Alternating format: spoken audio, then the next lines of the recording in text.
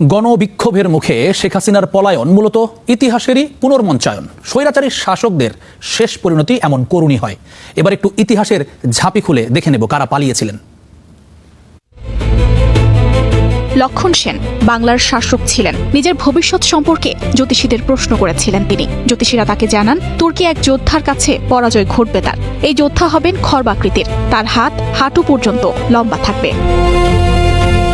1205 সালে ইখতিয়ার উদ্দিন মোহাম্মদ বখতিয়ার খলজি বাংলার শাসক লক্ষণ সেনের রাজধানী নবদ্বীপ বা নদিয়া আক্রমণ করেন। ইখতিয়ারের ঘোড়ার গতি এত দ্রুত ছিল যে বাহিনীর মাত্র 17 জন তাল মিলিয়ে তার সঙ্গী হতে পেরেছিলেন। তাদের আক্রমণের কথা শুনেই প্রতিরোধের বদলে প্রাসাদের পেছনের দরজা দিয়ে নৌপথে পালিয়ে বিক্রমপুর চলে যান লক্ষণ সেন। কথিত আছে জ্যোতিষীর ভবিষ্যৎবাণীর পরই তার ওই নৌকা প্রস্তুত ছিল, তাই দ্রুত পালাতে পেরেছিলেন লক্ষণ সেন।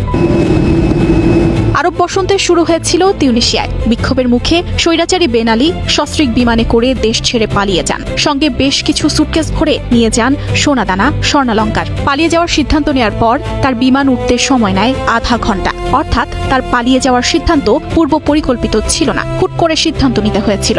তাই ওড়ার ক্লিয়ারেন্সের জন্য কিছু সময় লেগেছিল। কিন্তু শেখ হাসিনার ভারতে পলায়ন ছিল আগে থেকেই পরিকল্পনা করা। যে বিমানে করে তিনি পালান সেটিতে ওঠার আগেই স্টার্ট করা ছিল। মাত্র 2 মিনিটের মধ্যে বিমানটি ওড়ার সব ধরনের ক্লিয়ারেন্স পায়। বিমানটি ওড়ার পরপরই ট্রান্সপন্ডার বন্ধ করে দেয়া হয়, যাতে বিমানের কোনো তথ্যই না পাওয়া যায়, যেটি অত্যাচারী লক্ষণ সেনের সঙ্গে মিলে যায়। পালানোর সকল ব্যবস্থা তিনি আগে থেকেই করে রেখেছিলেন।